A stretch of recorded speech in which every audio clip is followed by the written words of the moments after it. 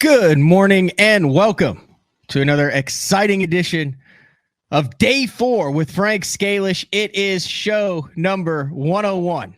What are you laughing about?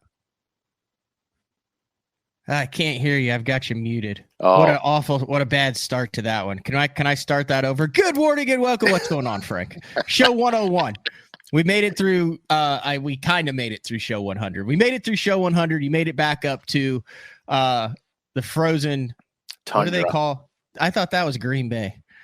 Well, whatever it is, it's frozen. That's yeah. It was kind of a drag. I mean, driving home after that because I didn't get my enough of my fishing fix in down there. I got a lot of it in. But we fished 3 days. I'm glad we went the first day, the Wednesday when you got in. Oh, dude, that gave us like an additional half day to fish. And it gave us hope. Hope is good. But yeah, and so when I got back, everything was frozen. I was actually going to dump the boat in, the tin can in, do a little winter fishing, but much to my dismay, we're locked in. You see him on the phone. You know what I'm doing? Guess what I'm doing at 9:45 today? I don't know what you're going crappie fishing. You're such an idiot. All right. If you didn't see it, you could go to my Instagram. I put a bunch of stuff up of the crappie fishing adventures that we had. Frank, you have the list of winners from show 100 that will be mailed. Now just flash it up there. Don't show. There you go. And those winners, those prizes are going to go out after the show today. After the show today. So if you should have one color number 7 spook, which is what we'll get into next. Yes. And then you should have 4 day 4 maps that you're going to sign and send out to the winners, and then an autographed hat. Correct. So which I'm actually giving him 2 autographed hats. Oh, fantastic. All right, let's get into this because we got a great show today. Todd, the prop guy, Todd Bucknell, is back today, and we actually have videos. What are we talking about today with Todd? We're talking about performance bass boats. So what we're talking about, we're not going to dive too deep into rough water handling. We're going to dive into how to properly set your boat up for maximum efficiency and handling, which is really a key. That's a key thing to the more efficient your boat is and the better it handles, the easier they are to drive and the less complications you have driving them in the long run.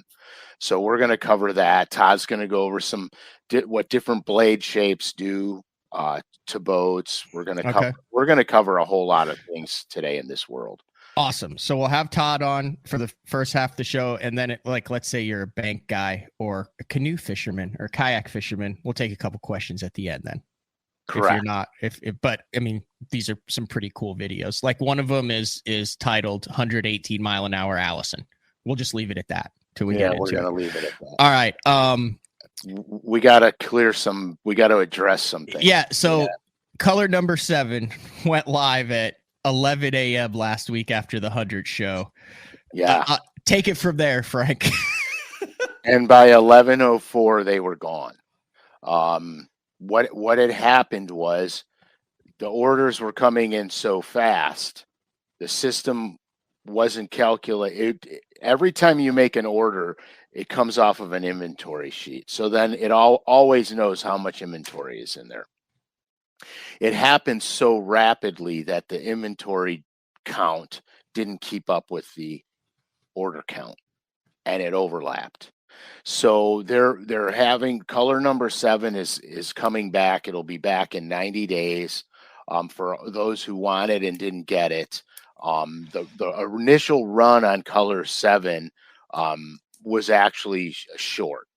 So they're going to have plenty come up in 90 days, and then you guys will all be able to get them. So, they apologize for that, but there's nothing, I don't personally make them, so there's nothing we can really do except wait another 3 months, and then they'll be good. Right. And I've had emails, DMs about it. And if you're listening, I wanted to wait until Thursday because there's some people that are getting calls, some people that are getting Right. emails, but like you said, the system is so backlogged with so many people. It's not that they're not going to get to you eventually. It's just it takes forever to do that much. But as a whole, the day 4 listener, like I said, we joked about breaking the system beforehand. We didn't know. Right. We didn't realize it was going to happen. If it would take half the day, if it would take 3 days. I mean, I assumed that we would sell out just because I know that there's more than 300. And here's the cool thing. No one bought 100 of them. That's not the thing at all. We were kind of worried about that because it's hard to put parameters on with their website too. But 99% of people were very considerate. Considerate. In fact, speaking of considerateness, I have to say this too. This audience is fantastic because I got a lot of DMs with guys that had purchased 4 and were willing to give 3 back. Yeah. For the people that don't have them. This is a very non-selfish audience. You guys never stop impressing me every time we do something. So kudos to you guys. Nobody has to give anything back. Nobody does. There are going to be plenty of them. And they will be in. And like I said, apologies on our end. LureNet has a very good problem, I guess, on their hands, but they do realize that they had the problem. So thanks for hanging in there. Now, I do want to say that you have arrived, Frank. I've arrived. I've arrived in Cleveland. Listen, I don't know what to think about this. I don't, but it is kind of cool. I don't know what to think about. Is it capitalism? Is it whatever? Because right now there is a color number 7 spook on eBay for $77.77. There it is right there. $77.77. And we were also joking about when they would be on eBay. And they're on eBay. Unbelievable. That's unbelievable. I mean, if you really, really, really want it before April, right, or the beginning of May, then have at it. I know that there's a big push in the glide bait market of guys who flip stuff, but it's freaking America, man. I mean, I thought it was nice that LureNet and we all did. I mean, it was a straight up a paint shop deal. We didn't add any. Was it $10, $12, $15? Nothing. It was the straight up what you get for your paint shop prices, which I thought was really classy too. Right, because they could have easily jacked it up, but they didn't. There's no. You know what? That's not what LureNet's about. It's just a place to get baits. And cool baits. So, I mean, they played it straight to the wire. And then, we had a small issue with the orders, and now it's going to be resolved, and it'll be resolved by April. So I think that's pretty good. Absolutely. All right. Anything else we got before we bring in Todd and we get to 118 mile an hour bass boats and fast passes and Allisons and props and all sorts of stuff, or are we ready to rock this thing? No, I'd say we just get to, hey, let's light it up. What's up, Todd? Good morning, guys. How are you?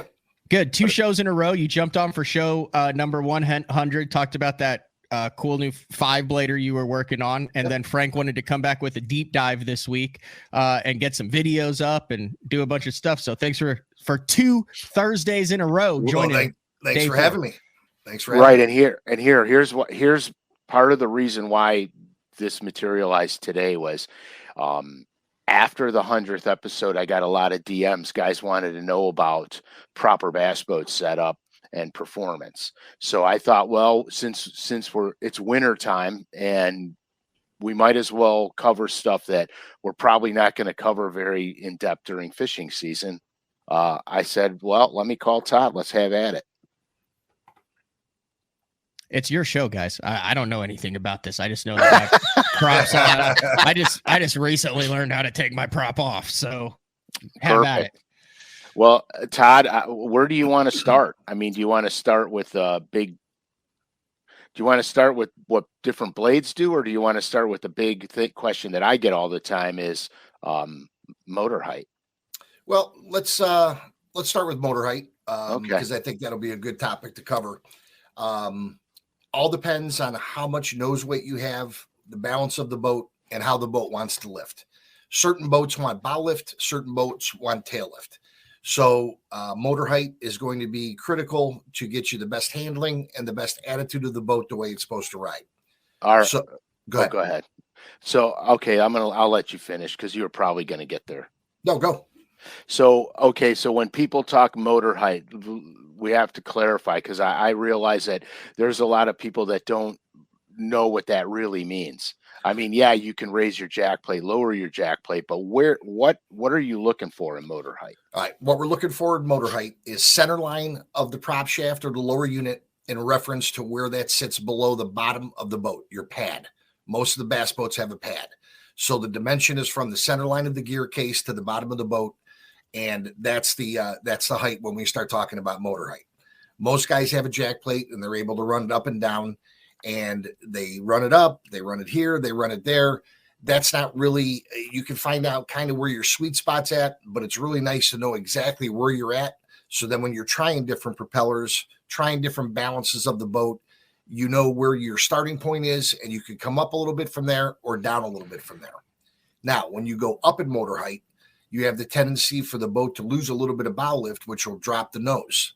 Now, for the boats that like to run level and flat like your Legend, Frank, you can get away with a little bit more motor height.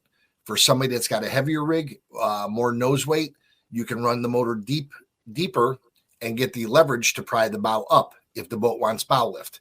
So obtaining or knowing where your motor height is at to carry the style boat that you have with the weight that you carry is of utmost importance to get the correct performance out of that hull.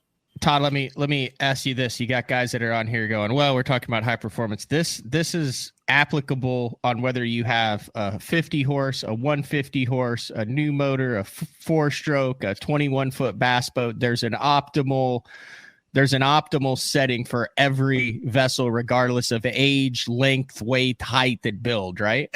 Absolutely. So whether we're talking a 50 horse on a 15-foot aluminum bass tracker, or we're talking about a 60 to 70 mile an hour bass boat, or an 80 to 100 mile an hour bass boat, it's still going to be critical to get the best performance out of the boat. Okay. Right, because here, gas mileage improves, handling improves. This is all about handling. If you have a boat that's not set up properly, it handles differently. It's harder to drive. You experience weird stuff, chine walking or whatever. What are some of the weird things? Maybe guys have a boat that is not set up right, but what are some of the signs that maybe your boat is not set up right? That they're going, hey, that happens to my boat, and I just assume that was the boat. Frank touched on one already, chine walking, which is where the boat is going to dip left and right instead of staying on a straight track. And if the boat is doing this, you're 9 times out of 10 guys are going to get out of the throttle, and they're not going to be able to, run it at that speed. The other thing that you can get is what we call porpoising, where the nose of the boat goes up and down like this, and it just doesn't want to stay up and sit there and take the ride. So those are the two most common things that we see. And I hear all the time, guys, just got this XYZ boat from the dealer. He said he got 72 out of it, but I can only drive it at 66. Well, if you got a 72 mile an hour boat, he should be able to run 72 mile an hour in it. His setup's wrong. So either the motor's too deep and he's getting prop torque reaction, which is too much bite, which would be similar to having too much bite on a tire in a car, that the car is just not going to act the right way when it leaves the light because you're getting too much grip. So if you have too much prop and lower unit in the water, the boat will want to list to the left usually because the prop is turning right, which will force you over to the left. So it's a balancing act between the height, the style of the propeller, and just knowing what the boat wants as far as bow lift or tail lift. All right. So there is a chance when you see some guy out there who comes off pad, he's going, or he's getting up, or you see a boat that it's not that he just sucks at driving it. It could be that his boat is not set up properly. Absolutely. See it all the time, man. See it all the time. Now, there's no replacement for seat time in your own boat. Right. That's number one. But we see it all the time where it comes from, a reputable dealer, and that's not getting on any dealer's case, but they ship the boat out. But each individual is going to load this boat up 400 pounds differently. Right. So you have to deal with what your individual rig is and find out what it wants. And there's a number of ways to get to that. We can touch on it, but each blade style is going to do something different to the boat to help it in a positive manner. You have props in front of you. You could show different blades. I do. So this would be similar to what the Mercury Bravo prop would be. And this is, we put a lot on bigger V6 bass boats. Now this has got kind of more of a rounded blade to it. Okay. And with that being said, that will tend to lift the bow a little bit more. And without getting in too crazy into physics, the angle of the blade to where it's mounted on the tube, the higher it is mounted on the tube, that's a higher rake angle that creates more bow lift. If the blade is mounted to the tube and it's down lower, that's less rake angle, that will lift the tail more. So in a situation like that, you have a different style blade. This is what we call a semi-cleaver style blade. This will give you more neutral lift or tend to lift the tail more. Which is what I run on mine. Correct. So this is two different, style blades that could go on the same boat that will have two completely different reactions to the boat based on what it wants and needs.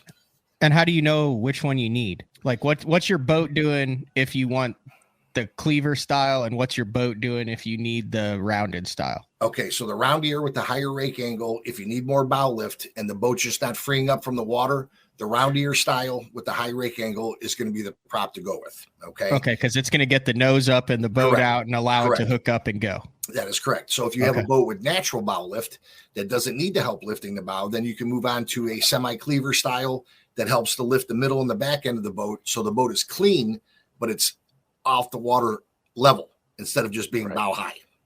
Okay. Right. My boat loves to run level, but I have to get the boat out of the water. So we went with that semi-cleaver style because it lifts the boat up like that. Correct. Horizontally. So I have air underneath my hull, but the boat's running like that. It's not running like that. It runs like that. And I load mine heavy.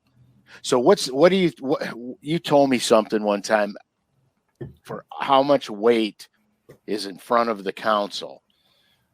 So for every 20, if you put every 20 pounds in front of your console, what does that do? Well, we're talking about downforce. So if we look at a regular 20-foot bass boat, okay, if we have 200 pounds in the nose, that's 200 pounds times 20 feet. So you're looking at, 400 some pounds of down pressure, okay, on the nose of the boat, because it is 20 foot from where the motor is doing the lifting with the lower unit and the propeller. So even 100-pound trolling motor may not seem like a lot, but 20 foot in front of the point of push. Another example, you got in trouble when you were in school. The teacher said, put your arm out, hold your dictionary. No big deal if your arm is 3 feet, but if your arm was 20 feet long, that same 3-foot dictionary would feel a lot heavier. That's I was going to say. It's like you have a, let's say you can lift a 10-pound weight very easily, and it's right here and you're lifting it. But now if you put a 10-foot pole and you have that one arm and you say, lift that 10-pound weight, you're going to go, and it's going to be really hard to get it off the ground, and the weight's going to barely come off the ground. So that's the exact same. Yep, and you're talking principle. Jig boxes, rain gear, your spare prop, clothes, plastics. 3 12-inch graphs. Yep. I got you. You know what I mean? And the trolling motors today are way heavier than the trolling motors. Which would also explain why a lot of guys with all of the big graphs have so many problems with eating waves, because it's harder for them to get the nose of their bow up because they've literally got 60 pounds on their bow of their boat, as opposed to a guy with just a 9-inch graph that has way less weight at the very tip. Absolutely. Correct. And the other thing that we've seen too, Matt, in the advent of all the lithium batteries, great product. And with all the electronics and everything that the guys are using, I see why they go to them. But when you take that weight out of the back of the boat now, compared to the lead acid batteries, guys are actually losing performance on some boats because now they can't get the same bow lift because don't have the right amount of weight that the boat was designed to have in the back. And now the back comes up higher, which drops the nose. So it's a balancing act to get the boat to do what it's supposed to do. Hey, the best description you ever said was it's like a teeter-totter. Yep. Okay. So if you're this is your pad from here to here is where you're both. So you're asking that prop to lift all of that up. If you're in a teeter-totter and your weight's in the middle, it's real easy to lift the front of the boat up. But you go back here and you're going to put all the weight back here to try and lift all of this bass boat. That's what you're asking your prop to do. Mm-hmm. Absolutely. So, okay. So now, so we're talking about running level, bow up, bow down. Let's talk about when a prop blows out and you're getting slippage. What's slippage? That's my big deal. So like I was out on Ontario, I had a 3-blade prop. I was in 5-footers. It was fine, but man, I'm climbing it and then it goes like that. Like I'm just not getting the power to get over it. And I'm like, God, this thing's coming from behind me. That's what we're talking about right now, right? Yeah. Now rough water's a little bit different, because you're just dealing with such a mountain of water and the boat coming up and down and then the bow dropping and the rear end of the boat kicking up. But when we talk about slip percentage, as far as performance goes, First thing is out of the hole. Okay. How much excess cavitation is too much? What is not enough? What I always tell my customers, Matt, and tell the guys that I'm working with, it's okay to have the prop spool up a little bit and slip as long as that bow is going forward and it's a 1,000, 2,000, 3,000 boom and you're on plane. A little bit of slip is good.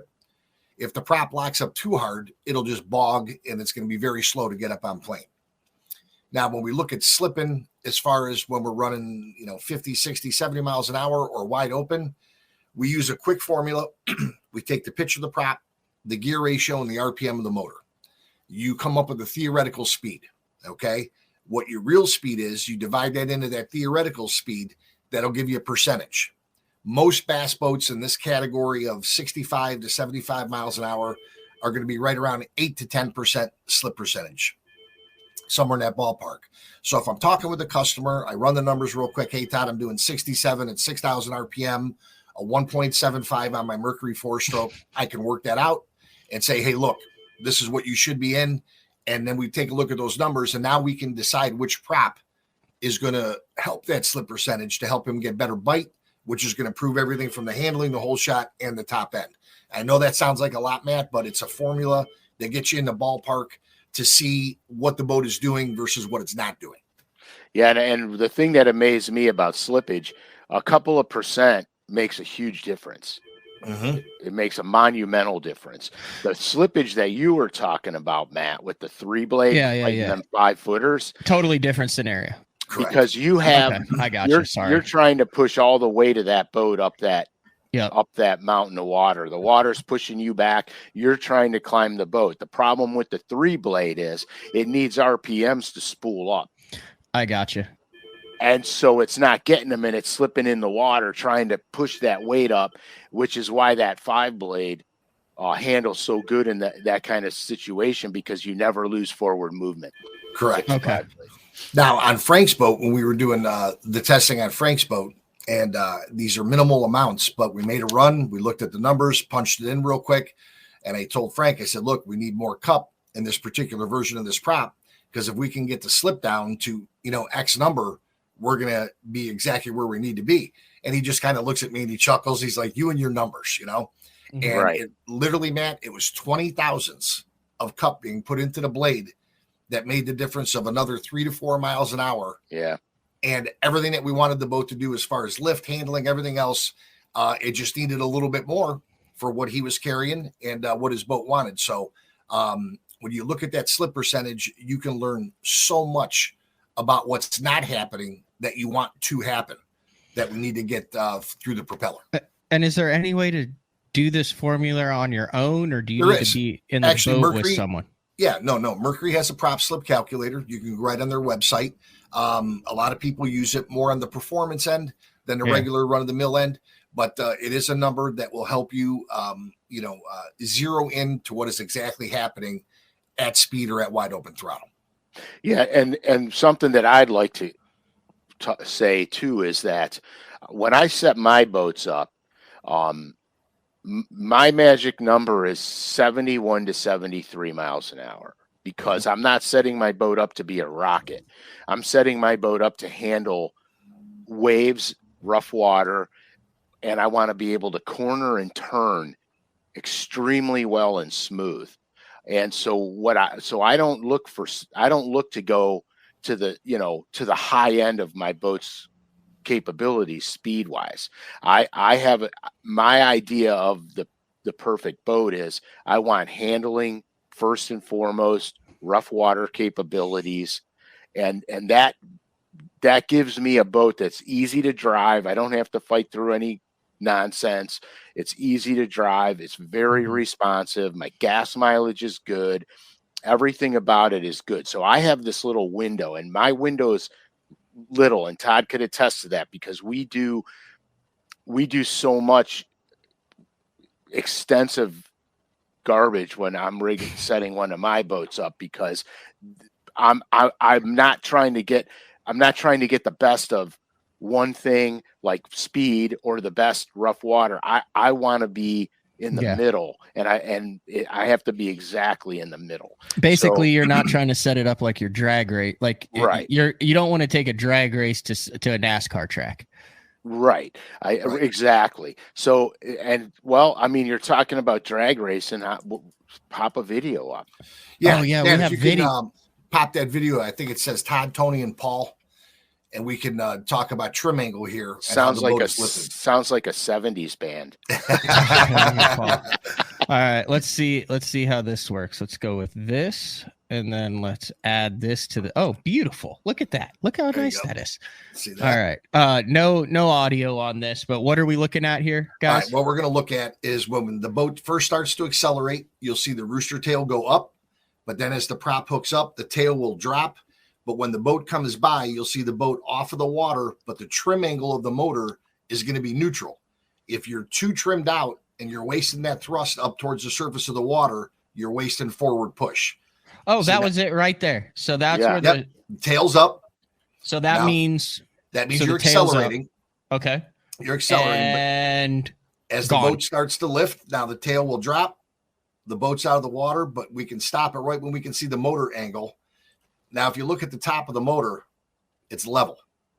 So the boat is lifting, okay, but we're at a neutral trim angle. Now, granted, bass boats are going to be a little bit heavier than that scenario right there. But the bottom line is you want as close to possible as neutral trim that you can have with your prop doing the correct lifting to get the forward thrust of the motor. The guys, Matt, that are running around the lake with a trim angle and they're shooting a rooster tail up. Yeah, what about those guys? You see them, you're like, man, you can't follow them within 50 yards because you just get a shower. I mean, it's a fire hose. Yeah, it's unbelievable. So what are they? Are they just... Okay, so when we talk about slipping at wide open throttle, okay, there's an example. The motor is trimmed out too far. The prop is not getting efficient push. And instead of the propeller screwing on a horizontal plane underneath the water, okay, what's happening is that all that thrust of water is going up towards the surface and spraying it up with what they call a rooster tail. That is the most inefficient way to push a boat forward. So if you've got a high rooster tail, chances are the setup is way off. Correct. That's the best way to tell too, is that rooster tail should be about cowling height. Yeah. From about the top of the motor cowl down below is right where you want that rooster tail, as we can see here from this video. Right there, and that's the level. That's the shot right there, isn't it? That's it. Perfect stop.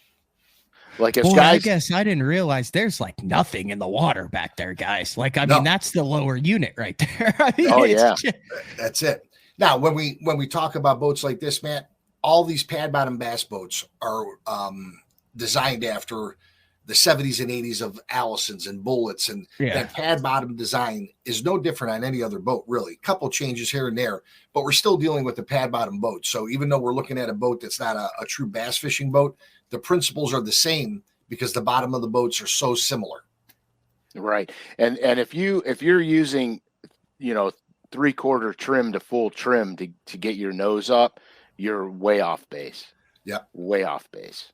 Now, granted, in some heavy loaded bass boats, you're going to have to use some positive trim. There's no question about it. Positive trim means trimming out. Angle up. Trimming up. Okay. Okay. So that will tend to lift the bow more. Yeah. But if you have to use too much to the point where you're wasting the thrust, then the prop's not hooking up and you're not going forward. And that's where we get into the setup as far as style of blade. What can help you lift that nose up without using the engine trim to tilt it up, and motor height to what is the best motor height to carry what you want to carry as far as your boat, your weight. Okay. Yeah. Dumb question here real quick. Shoot. So, I've ran 3 different models of Bass Cats over the last 5 or 6 years, and I've never, and they all, run a little different. I'm sure that's because of the hull that Rick designs different hulls on all of them, but there's also, each boat also gets out of the hole differently.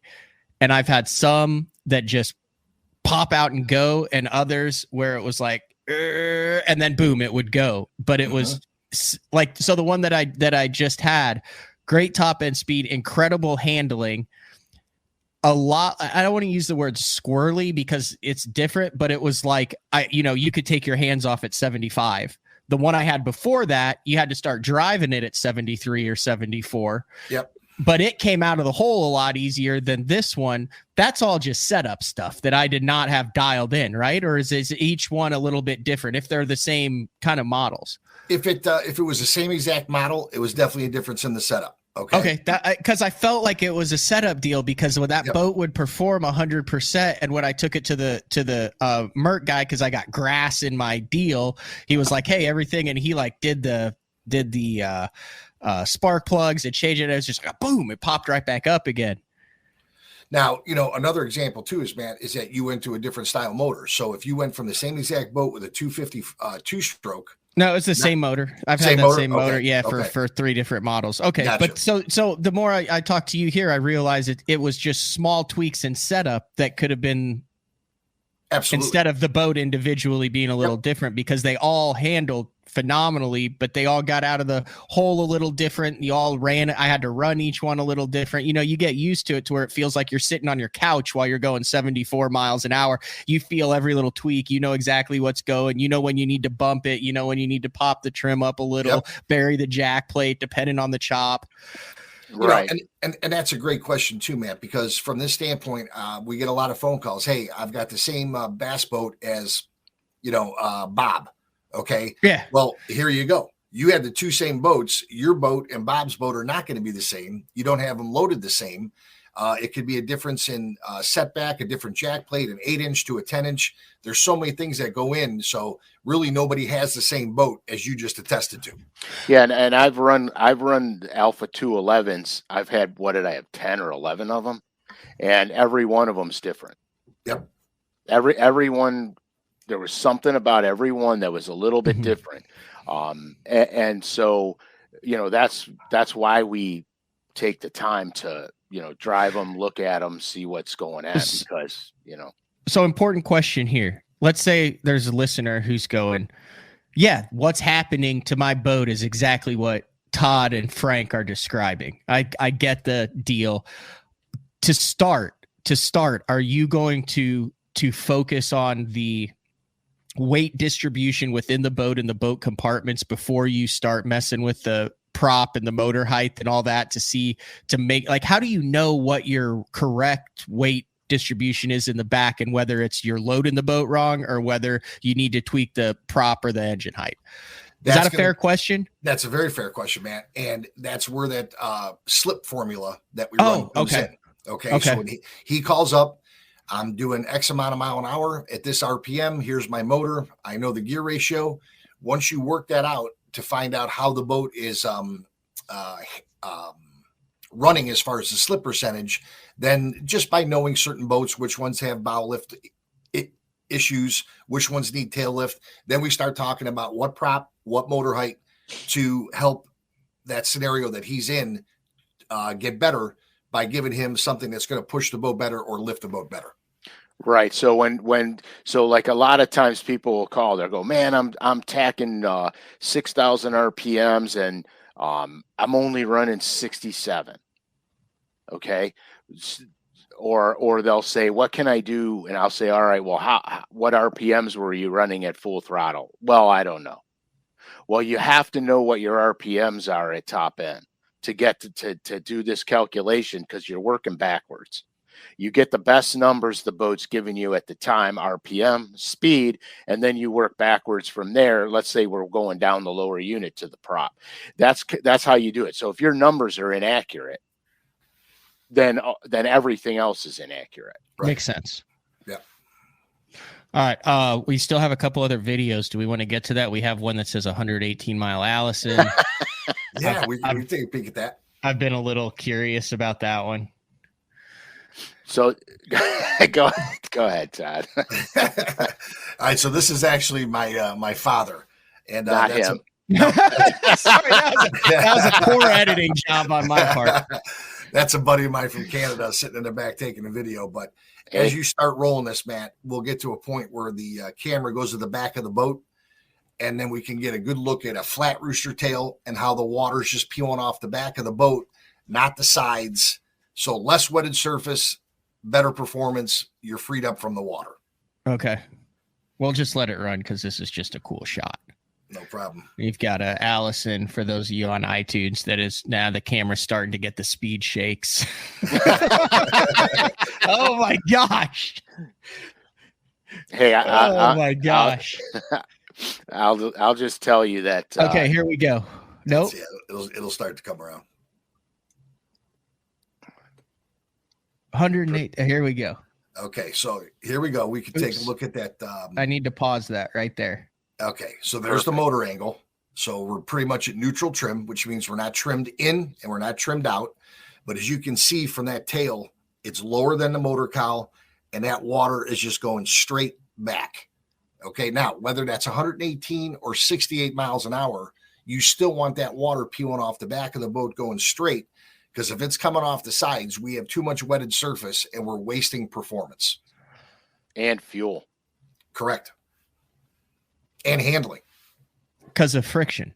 Because you're pushing more, pushing more wetted surface. More wetted surface, which is creating more friction, which is taking more energy to propel the boat forward. Absolutely correct. Absolutely correct. I'm going to cut that clip out and save it because I'm proud of myself. You did a great job there. But yeah, I mean, you know, these are go fast boats here. Yeah. And I was very fortunate to experience that in Todd's boat. And I'll just tell you that 118, 120. That is a happy guy right there. He is an interesting individual. Yeah, he's a happy guy. Well, whenever your boat's set up right, you're a happy guy. No question. No question. Can I ask another dumb question? Absolutely. There's no dumb questions. Trust me, you haven't watched all the BTLs there. Exactly. Okay, let's say I have a basic understanding of this, Todd. Mm-hmm. But let's say I'm also me and I know my limitations and abilities. Like, are there people, or you, like, is there like, hey, for $500, I can bring my boat on a good day and I'll have a guy jump in and diagnose it for me and say, here's what I think we need to do. Like, is that like part of your job to, like, you jump in with Frank and get his boat dialed in? Is that something that you, or, I mean, obviously we're talking to you, that you could do to where it's like, hey, for this, and then I can diagnose, I could say, I could get in and be like, dude, it's set up freaking perfect. Or I could get in and be like, dude, you need the lift, this, friction, goggles, blah, blah, blah, whatever you need to go. Yeah, we do it. And I probably do, I'm going to say 15 or 20 of those, Matt, throughout What the is that called? Like a diagnostic? It's just setup. A setup run. Yep, okay. Yep. They come in. Guys from Michigan, Indiana, Pennsylvania, closer to my area will come in that are having issues, and we'll go out to the lake, and I'll bring a bunch of props and we'll adjust motor height, get the right wheel on there. And by the time that they leave, they're set up, they're good. And so you know what prop you need to buy instead of buying a prop that then isn't ideal. So you have all these test props with the different shapes, sizes, cups, pitches, and you're like, this is the ideal one. And then you can say, hey, let's set one up for the rough water. And you can go there and have your rough water prop, your ideal prop, your speed prop, and it's all dialed in. Absolutely. And, you know, for a guy that's going to spend a couple $100 to do that with me, by the time you try to purchase 3 or 4 or 5 different props that didn't work, maybe they're returnable, maybe they're not. You got shipping back and forth. So for guys that, want to come in, it's just easier to get it done and make sure it's right before they leave. Yeah, and it's really a great experience because you learn so much about your machine. I've never learned so much. With the boat that I bought, this last boat that I bought when I got it, we had the boat was set up so improperly. When I got behind the wheel of it the first time and ran it, I'm like, whoa, this handle's not at all like any Legend I've ever been in. There's a problem. And I didn't understand exactly where the problem was. So I ran over to Todd's and we looked at it. And the first thing we did, they had some funky thing on the bottom of a static jack plate. And the first thing we did was we removed that. It did, I want to say, a little better, but it really still didn't do what it was supposed to do. And so the whole key was we did one change at a time. Okay. And we gradually worked our way through this thing. It's the same thing. Like if your body is unhealthy, you're not just going to start taking all sorts of different medications because then you don't know which one is the one that's helping the ailment or what it is. You're going to start systematically saying, well, I mean, until you get down to it and you're like, clearly the liver. Well, we always start there, right? It's so true though, Matt. When we make changes, if you changed height, propeller, and weight bias, one way or the other, you don't know what worked or what didn't work for the next test. Okay. Now, one of the things that we have the unique ability to do, since we've been driving these things and racing them all of our lives, is one run in the seat. You can tell exactly what the boat's not doing. You can feel it. Yes. So obviously there's an advantage if you can get in the seat and feel it yourself if you're with the customer. But with the experience that we had doing this for 35, 40 years, over the phone, we can diagnose 99% of anything that they have. All right, couple questions that I want to get out of the way. Jay's Outdoors says, so we just call and make an appointment? Absolutely. I would assume that is the Hydromotive Engineering in Twinsburg, Ohio. That is correct. It's a prop shop. Another valid question. Someone wants to know, do you just go to Nate would like to know if I'm going to not in that area, do I just go to a prop shop for setup help or go to a mechanic for setup help? I would say that have him, call first and we can, kind of speak to what direction he has to go. And if he needs to go that route, he could. But a lot of the things, a lot of these guys can take care of pretty much just by over the phone with us. Oh, without having to go to correct. Chris with the interesting question that I actually had earlier and then the moment passed. Is the prop pitch and the prop cup the same thing? No. Okay, so let's talk about pitch for a second, and we can do this real quick. Everybody throws pitch numbers around all the time, but not a lot of people understand what it is. If you have a 25-inch propeller pitch, that means every time that prop rotates 360 degrees, you're supposed to go forward 25 inches. It's just like reels. 7-1 gear ratio, spool spinning 7.1 times every time you do 360 degrees. I had no clue about that. This is mind-blowing, Todd. Okay, so all right. So with that being said, Matt, if we're only going 20 inches out of that 25, there's our slip, there's our drag. Okay, so no prop is 100% efficient. So that's where you have to take in that slip percentage. Now, when we get to cup, okay, the least amount of cup that you can have in a propeller to obtain the lift characteristics that the boat wants is the best. The more cup that you put in, you are robbing horsepower. So, for example, Matt, your motor, your 250XS makes its peak power right around 6,000. Yep. Okay. If I just put a ton of cup in your propeller, it would now turn 55 or 5,600. So, yeah, the propeller is biting more, but I just took you out of your power range. I got you. So there's a balance there. You're going to need some cup. There's no question about it. But a lot of people just throw that in there liberally. Where like the example, like we were talking with Frank, it took 20 thousandths to make a 3 mile an hour difference. Which and is the ride nothing. attitude was way better.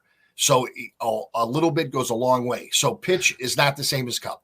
Okay. Let me put this in layman's terms for me again too. So if I'm in big water and I need power, can you consider the pitch number almost like a low gear on a bike to where I'm Absolutely. going to want to run a 24 pitch. And that's why a 27 pitch 3-blade does not perform as well, because I need the power to get up a bit, and it's Absolutely. spinning fast. So it's like trying to go up a hill on a bicycle in a high gear. Absolutely. I was just going to say, Matt, that's like leaving in a stick shift car going uphill in 4th gear. Yeah, well, you're out of my league in a stick shift too. I tried. Listen, I learned how to drive a stick shift in my buddy's Jeep, and I could drive it on flat ground, but we had to do the old switcheroo when we had a red light at the hill. So we were talking about the 5-blade last week for the Rough Water series. That prop there, Matt, is a 21 pitch.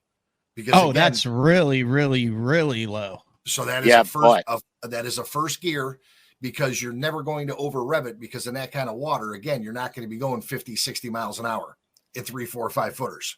So you need that instant first gear sprocket to climb up that water and get down it. Now I'm actually seeing why guys carry 2, 3, 4 props with them. Absolutely. And why you literally see them based on conditions in the parking lot changing props before they dump their boat. And I always thought like, oh, this guy just wants everyone to know that he thinks he knows what's going on. But it's like a tool. It's just like you wouldn't try to drop shot or a Phillips.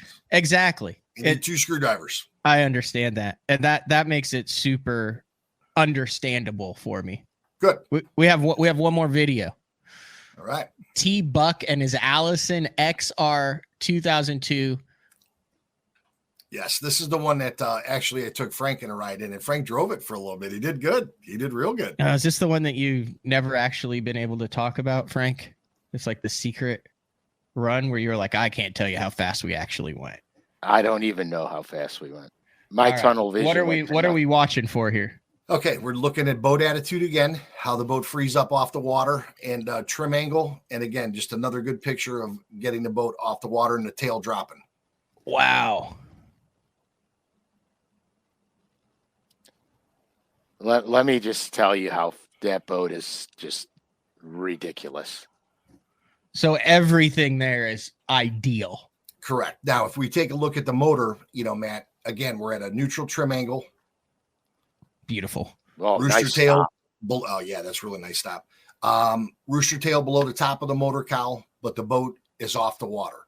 Now, granted, this is a go fast boat. That's a lighter boat, but the same thing can be achieved in an 1,800-pound bass boat in 60 to 75 mile an hour range. So it's not a lost art just to go fast, guys. It's the way that the boat should ride. All right, so let's do this. So if something was improper here, let me see if I've learned anything from this show. Okay. You would see the rooster tail here would be above the cowling of the motor. Correct. And shooting up towards the sky. That's what and shooting up towards the sky. You would see the angle would not be directly behind the boat. It would be shooting either out to the side, or it would be one of those weird pitch angles coming out, which would mean that you have more boat in the water than there needs to be, which you're not getting the performance. Yep. You would also see the attitude of the boat would be different, and you would have a lot more boat riding in the water. Absolutely. And this guy would be freaking the hell out because he'd be chine walking at 100 miles an hour. Well, yeah. I mean, that's a bad place to chine walk. Frank did a great job driving, but the first time I told him to get into the pedal a little bit, I saw his big toe and he just stomped on it a little bit, and he I think his heart skipped a beat for a second. So the best way to drive out of a chine walk, though, is not to let off. It's to trim, and it's to turn the wheel into it, right? Correct. Okay. And very slow and deliberate. You don't want to, nothing crazy fast. It's in most cases, guys. A lot of people tend to overdo the counter steering, way too much. See that again. Everything is from like 11 o'clock to 1 o'clock, Matt. Okay. Hey, go ahead. It's very little movement on the steering wheel. Yeah. Like I'll just do that, just a little shake. Let me ask you this, Todd and Frank. Is your ability to make like hairpin turns at speed, is that based on the boat and the hull? So like on the Cat, I can just go, but there's other there's a lot of other boats you can't. Is that based on the boat hull, or is that based on the setup? So like, let's say you're going in a freaking river and you're going like how much you're sliding, how responsive that is that setup, or is that the hull? If we're talking about making 1-pin turns, I wouldn't suggest anybody do that in a bass boat, to be honest with you, because that'll get you in trouble. Well, I'm not talking about whipping it around like Grand Theft Auto. Right. If we're talking about snake turns on a river, whatever, then we're talking about setup for sure. Okay, that's key. That's key because there's some boats where you see them. I mean, you can tell they're freaking sliding. Oh yeah, yeah. They're probably too high out of the water, too much trim, and it's like the sharper your turn is. What I do is I tap the trim down a little bit and accelerate into the turn. That's the sharper the turn. Doug asks, what do you mean turn into it? This is back to feeling the boat during the chine walk. Try to do your best to explain what you mean by turning into the chine walk. So you're basically instead of going with it to make it more, you can get into the groove where when the boat wants to go this way, because of the prop and the way it's turning, you can counteract it, which is going to level it, right? Correct. So if the boat wants to tilt to the right a little bit, you're just going to jog the wheel to the left a little bit. It's like tuning a crankbait.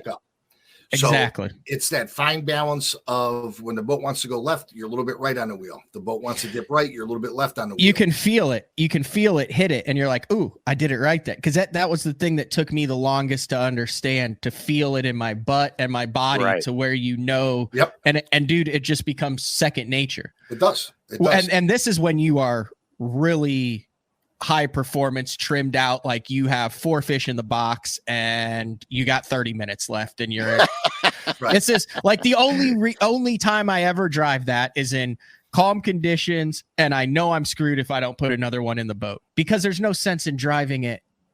There's no sense in pushing the limits when you don't have to. Like, you don't drive your car 120 miles to the gas or to the grocery store. Yep, I agree 100%. And the thing is too with you just totally took my train of thought out when you said grocery store. Go ahead. Why? Well, you don't call it that? What do you call it? The market? No. Oh, I know what I was going to say. You're not traveling a great enough distance to shave that kind of time off. When you're talking about, 4 to 5 miles an hour, you're not traveling that many miles where you're going to save yourself 3 to 5 minutes. You're only going to save a minute at the most. I'm glad you touched on that, Frank, because myself personally, Matt, I love acceleration more than I love top speed. It's always fun to go fast, right?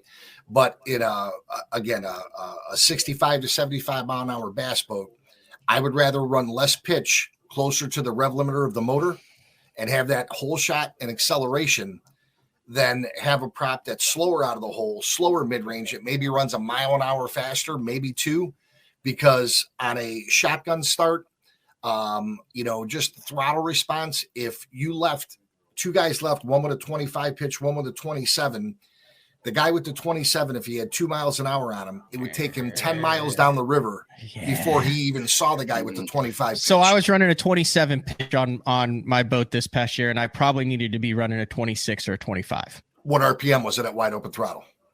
I want to say 6,100. Well, if you're at 6,100, then that's okay with the load that you're carrying now. Okay. Now that's based upon what the numbers, say versus how you're slipping. Because remember, if the prop's not really hooking up good, you can turn 6,100 RPM, but that RPM didn't equate to speed. Your tires are on ice. Yeah, so yeah, you're getting RPM, but you're not going forward.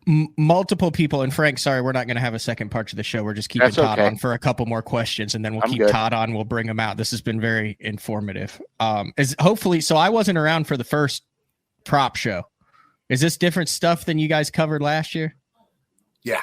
Okay, sweet. Yeah, a little bit more in depth. A lot of questions on the instant feedback about the motor distance from the boat. You see guys that have the motor set back. I don't even know where you want to go with that. I don't understand. No, it's a great question. So when we talk about jack plates, again, the further the motor is back, getting back to our leverage point, okay, the more ability you have to carry the bow. So the further that motor sets back, the more ability you have to raise the bow. But there comes a point where if you get too far back, you're going to lose efficiency just because it's not going to be good out of the hole. It's going to be lazy on acceleration.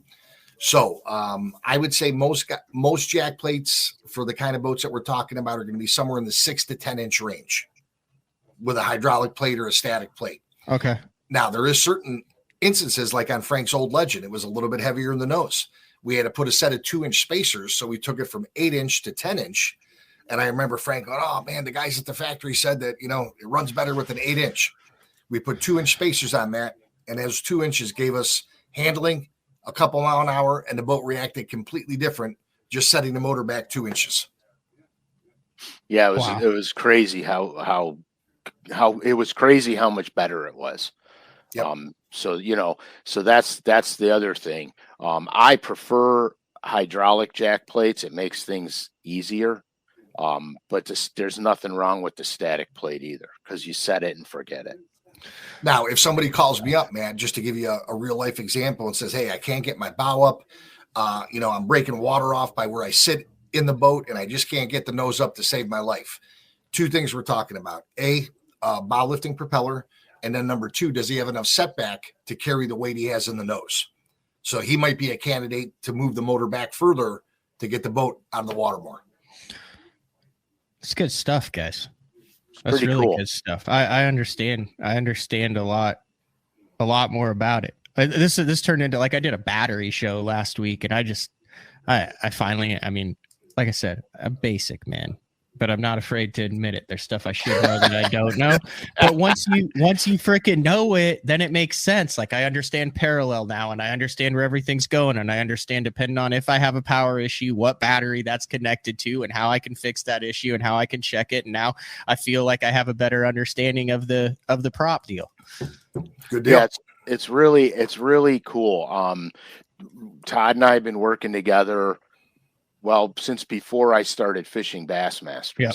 And it's just always a learning thing for me too.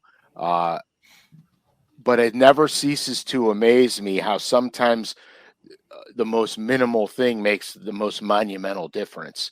The other thing is that when you're setting something up, what I've seen by doing this is that you hit a wall. If things are incorrect and they're not going well, you hit a wall where no matter what prop you put on, you're getting exactly the same results out of it. That means you're maximizing. You're doing it. You've got what that means is there's a bigger problem somewhere else. Oh, yeah. For example, man, if you try 3 or 4 different style wheels, bow lifting, tail lifting, and everything is running the exact same, we call that hitting the brick wall, because now the props that should make a difference, either good or bad, are doing all the same. Right. Now we have to look further into the setup, because all those props should run completely different. And usually that's a motor height or a setback issue at that time. That's freaking good stuff. Like I said, we could go through questions. We could do this for hour upon hour upon hour. But for those who would like to continue the conversation with an intent of potentially doing something, Todd, what do you want to give out your? We did it last time. Hopefully you weren't like over inundated with things. I know, like when I did it with some other, they're like, holy cow, but that's good. So more information, specific questions, anything you want to do, email address, do you want to do contact form? What's the best way? Contact phone number 330-425-4266. And they can get me directly. And I'm here Monday through Friday, 9 to 5. Hold on. I'm going to do this. Here we go. I'm going to make a banner. We're getting a banner. All right. It's going to be a beautiful thing. Todd Bucknell. Name of the shop is Hydromotive Engineering. HYDROMOTIVE. That is correct. ING or ENGINEERING. That is correct. And my dad was a mechanical engineer, so I better know how to spell engineer. Oh yeah, he'll smack you. Yeah, and the number again was what? 330-425-4266. Watch this. Boom, we got a There it is. banner. Boom, we got a banner. All right, So while you were doing the banner, I drew motor height. Oh, Frank. there you go. So that's your motor height. That is it. Anyhow, see, there's multiple things going on all at one time. And So how does that not? So you're saying the prop is out of the water while it's spinning? a lot of the boats that we deal with, Matt, the guys are running 1.5 inches above the bottom of the boat. Is that Not potentially really. part of the reason why you're seeing some props that are not getting their full lifespan out of it, because you're putting a lot of extra Yes. torque on it by coming Yep. out of the water and then going Absolutely. back in, and it takes those little hairline nicks and stuff, and then boom, you rip our ear off. It very, very possible. But when we go to running that kind of motor height, prop blade style is going to be key. That's when we get more into the cleaver style. Something. Yep, yep. Where'd it go? There we go. So this is meant to run at the surface or above the surface.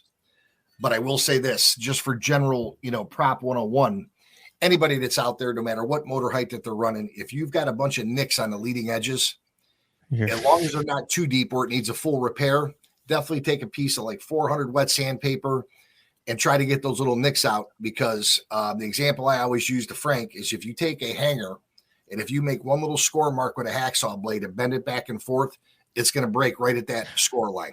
So each one of those nicks is a stress riser, and that blade is like a hummingbird wing in the water going and around. it's just vibrating. So if you can get that nick out, it's not like that the whole blade is compromised, but it's the leading edge. It's like the hangnail where you're going like this over your nail, but if you have a hangnail, you're going to rip it. Right on, right on. So are we ready? Keeping those leading edges clean is important. You got anything else? Or are we ready to hit the exit music? I think we're good. This was the easiest show for me ever. This is why I love like SCALISH. I just wind it up and let it go. You got a little taste of what it's like to be me, Frank. Sweet. Todd, much appreciated. Fantastic Guys, I enjoyed job. Good stuff. Like I said, if you have questions about color number 7, Frank addressed that in the first segment of the show. There will be more down the road. Are we going to get back to bass catching next week, Frank? Yeah, I want to do a deep dive on football jigging. Oh, I'm all in on that. Looking forward to it. 102 deep dive on football. Todd Bucknell up in Ohio. Frank SCALISH. Boat setup, props, pitch, cup, attitude, rooster tails. We covered it all. Weight distribution. It's good stuff today. I have an attitude. Well, yeah, well, that's another show, man. It's okay to have an attitude because you're also a genius. Geniuses can have attitudes. All right, this has been another edition of BTL Day 4 with Frank SCALISH. Bonus guest Todd Bucknell. We will see everybody on Monday. Later.